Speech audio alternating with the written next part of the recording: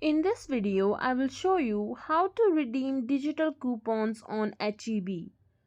So first of all, open up my HEB app or go to any web browser, search for HEB, then click on the URL. Then click on these three lines right beside the HEB logo. Here click on savings. Scroll down below, here you will find all coupons. From here you can clip all the coupons that you like. Simply click on this scissor icon in yellow. After that, all of those will be saved on the clipped coupons. Now at the checkout, you can click on this barcode icon in the top right. Simply click on it, then show your barcode to the cashier. Or another way is to enter your 10-digit mobile number related to your account.